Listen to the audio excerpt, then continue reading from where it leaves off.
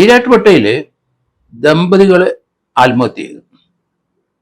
Blade മാഫിയയുടെ മർദ്ദനവും അവരുടെ ഭീഷണിയും മൂലമാണ് ഇവർ ആത്മഹത്യ ചെയ്തത്. രാമപുരംകാരനായ കുടപ്പൂലം തെരുവിലെ വിഷ്ണു എസ് നായരാണ് 36 വയസ്സുള്ള ആളും ഭാര്യയാണ് ആത്മഹത്യ ചെയ്തത്. ഇവര് ഇപ്പോൾ ഈരാറ്റുപേട്ടയിലാണ് താമസം. ഒരു വീട് വാടകയ്ക്കെടുത്താണ് രണ്ടുപേരും താമസിക്കുന്നത്. വിഷ്ണു എസ് നായർ എന്ന് പറഞ്ഞ ആള് നേരത്തെ രാമപുരത്തിലെ കോൺഗ്രസ് മണ്ഡലം പ്രസിഡന്റ് ആയിരുന്നു. രാമപുരത്തെ കുടപ്പൂലത്താണ് തെരുവിലാണ് ഇവർ താമസിച്ചുകൊണ്ടിരുന്നത്.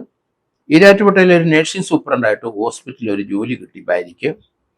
ഭാര്യ രശ്മി അവിടെ ജോലി ചെയ്യുന്നു. അവിടെ ഒരു ഹോസ്റ്റലിലാണ് അവർ താമസിക്കുന്നത്. അതിനാണ് ഈരാറ്റുപേട്ടയിലെ ഒരു വീട് വാടകയ്ക്കെടുത്തു.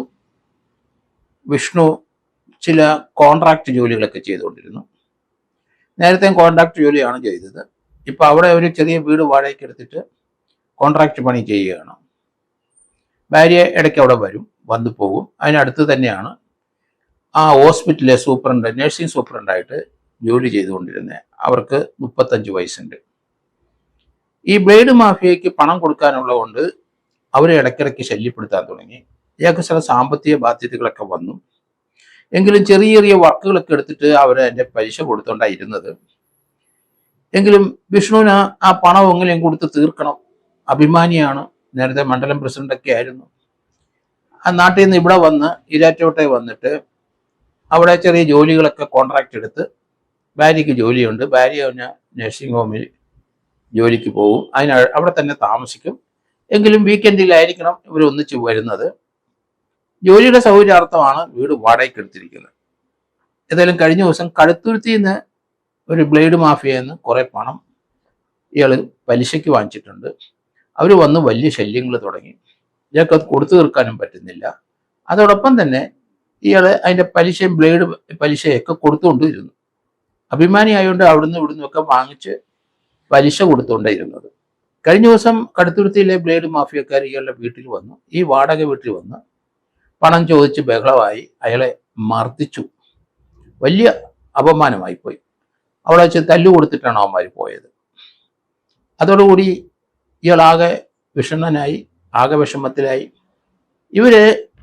ഇയാളുടെ ഭാര്യ ജോലി ചെയ്യുന്ന അവിടെ പോയിട്ടും അവരെ അവഹേളിച്ചു, ചീത്ത വിളിച്ച്, തെറി വിളിച്ചിട്ട് പോയി. ഇത് സാധാരണ കേരളത്തിലെ ബ്ലേഡ് മാഫിയമാർ ചെയ്യുന്ന പണിയാണ്. ഗുണ്ടകളാണ് മിക്കവാറും ഉള്ളവർ. പലിശയ്ക്ക് പോകുന്നവരെല്ലാം ഗുണ്ടപ്പണി ചെയ്യുന്നവരാണ്. ഇല്ലെങ്കിൽ അവരെ ബ്ലേഡിന് പലിശയ്ക്ക് കൊടുത്തു കഴിഞ്ഞാൽ ഇൻട്രസ്റ്റ് എക്സോർബിറ്റൻ റേറ്റിലുള്ള ഇൻട്രസ്റ്റ് ആയിരിക്കും. നമ്മൾ വിചാരിക്കുന്ന പോലെയൊന്നുമില്ല. അത്ര വലിയ ഇൻട്രസ്റ്റ് ചുമത്തിയിട്ട് അത് കൊടുക്കാൻ പറ്റും കഴിയില്ല എന്ന് ഇവർക്ക് തന്നെ അറിയാം. ഭീഷണിപ്പെടുത്തി അവരുടെ ആഭരണങ്ങളോ അല്ലെങ്കിൽ ചെറിയ സ്ഥലങ്ങളോ ഒക്കെ വിപ്പിച്ച് അല്ലെങ്കിൽ കടം വാങ്ങിച്ച് അവന്മാർ കൊണ്ടുപോകും. അതേ തന്ത്രം തന്നെയാണ് ഇവിടെ പ്രയോഗിച്ചത്. അഭിമാനിയായ അയാളെ വീട്ടിൽ വെച്ച് അവരെല്ലാവരും മർദ്ദിച്ചു. അതിനുശേഷം ഭാര്യയെ അവഹേളിച്ചു. അതോടുകൂടി രണ്ടുപേരും ആത്മഹത്യ ചെയ്യാൻ തീരുമാനിച്ചു. അവർ വാടക വീട്ടിൽ ആത്മഹത്യ ചെയ്തു. അമ്മ ഇവരെ വിളിച്ചിട്ട് ഫോൺ എടുക്കാത്തതുകൊണ്ട് രാമപുരത്തുനിന്ന് അമ്മ ആ വാടക വീടിൻ്റെ അവിടെ എത്തി. അവിടെ വരുമ്പം മുൻവശം വാതിൽ തുറന്ന് തന്നെയാണ് കിടക്കുന്നത്. രാവിലെ അവരകത്തെ മുറിയിൽ കയറിയപ്പം ബെഡ്റൂം മാത്രം അകത്തുനിന്ന് കൂട്ടിയിട്ടിട്ടുണ്ട്. എല്ലാ ആൾക്കാരെല്ലാം കൂടെ വന്ന് തുറന്ന് നോക്കിയപ്പം രണ്ടുപേരും കെട്ടിപ്പിടിച്ച് കിടക്കുകയാണ്. ആത്മഹത്യ ചെയ്ത് രണ്ടുപേരുടെയും കൈകളെ ടേപ്പ് കൊണ്ട് ബന്ധിപ്പിച്ച് പരസ്പരം കെട്ടിപ്പിടിച്ചാണ് കിടക്കുന്നത്. കാരണം എഴുന്നേറ്റ് പോകാതിരിക്കാനും രണ്ടുപേരും ഒരുമിച്ചെടുത്തൊരു തീരുമാനമാണ് ആത്മഹത്യ ചെയ്ത് കളയാം. അങ്ങനെ വിഷ്ണു എസ് നായരും രശ്മിയും അവരെ മരണത്തിലും ഒന്നിച്ച് തന്നെ കെട്ടിപ്പിടിച്ച് കിടന്ന് അവർ ആത്മഹത്യ ചെയ്തു. അമ്മ ഞടുങ്ങിപ്പോയി. ഒരിക്കലും ഇത് പ്രതീക്ഷിച്ചില്ല. അമ്മയ്ക്ക് എന്തായാലും സാമ്പത്തിക ബാധ്യതയൊക്കെ പയ്യനുണ്ട്, വിവരങ്ങൾ വിളിച്ച് പറഞ്ഞിട്ടുണ്ടാവണം രാമപുരത്ത് അമ്മ. അതുകൊണ്ടാണ് മകനെ അന്വേഷിച്ച് വന്നത്. എന്തായാലും വലിയ സങ്കടകരമായൊരു വാർത്ത തന്നെയാണ്. ബ്ലേഡ് മാഫിയയുടെ പ്രയോഗം കൊണ്ട് മാത്രം 35-36 വയസ്സുള്ള ആ ചെറുപ്പക്കാർ രണ്ടുപേരും ആത്മഹത്യ ചെയ്തു. ഈ സംഭവത്തെ തുടർന്ന് പോലീസ് അതിൻ്റെ ഇൻവെസ്റ്റിഗേഷൻ ഏറ്റെടുത്തു. അവർ ഇൻക്വസ്റ്റൊക്കെ തയ്യാറാക്കി പോസ്റ്റ്മോർട്ടത്തിന് ഏതായാലും ബോഡി കൊണ്ടുപോയിട്ടുണ്ട്. പോസ്റ്റ്മോർട്ടം കഴിഞ്ഞാൽ എന്താണ് മരണകാരണമെന്ന് അറിയാൻ ഒക്കുള്ളൂ. ഇനി വിഷം കഴിച്ചതാണോ, ഏത് രീതിയിലാണ് മരിച്ചിരിക്കുന്നത്. ഏതായാലും രണ്ടുപേരും വിഷം കഴിച്ചിരിക്കാനുള്ള സാധ്യതയാണ് കൂടുതലും കാണുന്നത്. കാരണം വിഷം കഴിച്ചിട്ട് രണ്ടുപേരും കൂടെ ചേർന്ന് കെട്ടിപ്പിടിച്ച് കിടന്ന് അവർ എഴുന്നേറ്റ് പോകാതിരിക്കാൻ വേണ്ടിയിട്ട് കൈയും കാലും ടേപ്പ് വെച്ച് അവർ ചുറ്റി വരിഞ്ഞാണ് കിടന്നത്. ഈ സംഭവത്തിനെ പറ്റി പോലീസ് ഇപ്പം നോക്കുന്നത് അതിന് അവരെ പരിസരത്തും ഉള്ള CCTV ദൃശ്യങ്ങളാണ്. ആരാണ് വന്ന ബ്ലേഡ് മാഫിയയിൽ. രണ്ടുപേരും മരിച്ചുകൊണ്ട് കൂടുതൽ വിവരങ്ങളൊന്നും പോലീസിന് അറിയാൻ കഴിയില്ല. എങ്കിലും കടുത്തുരുത്തി ബാച്ചാണ് എന്നൊക്കെ പോലീസ് കണ്ടെത്തിയിട്ടുണ്ട്. അമ്മയെ ചോദ്യം ചെയ്തപ്പം കിട്ടിയതായിരിക്കണം. എന്തായാലും അവിടെ പരിസരത്തുള്ള CCTV ദൃശ്യം എത്ര പേര് എങ്ങനെയാണ് വന്നത്, കാറിലാണോ, ഏത് രീതിയിലാണ്.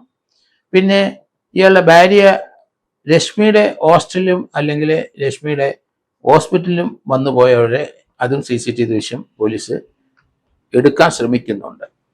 എന്തായാലും ഇപ്പോൾ ആരാണ് എന്നൊന്ന് പോലീസിന് അറിയില്ല. ഇവരെ വന്ന് ഭീഷണിപ്പെടുത്തിയത് ആര്, പണം കൊടുത്തത് ആര്, രണ്ടാമത് അയാളെ മർദ്ദിച്ചത് ആര്, വിഷ്ണുവിനെ മർദ്ദിച്ച ആ ഗുണ്ടകൾ ആര്, ഇതൊക്കെ പോലീസ് ഇനി അന്വേഷണം നടത്തി എങ്കിലേ ആളെ ലൊക്കേറ്റ് ചെയ്യാൻ കഴിയുള്ളൂ. എങ്കിലും അതിനൊരു ക്ലൂ ഒക്കെ ഉണ്ട്. ബ്ലേഡ് മാഫിയക്കാർ പല പ്രാവശ്യം വന്നിട്ടുണ്ടാവും, അത് പലരിടത്തും പറഞ്ഞിട്ടുണ്ടാവും. അമ്മയ്ക്ക് ചിലപ്പോൾ അറിയായിരിക്കും. എന്തായാലും പോലീസ് ആ രീതിയിൽ അന്വേഷണം മുന്നോട്ട് കൊണ്ടുപോവുകയാണ്.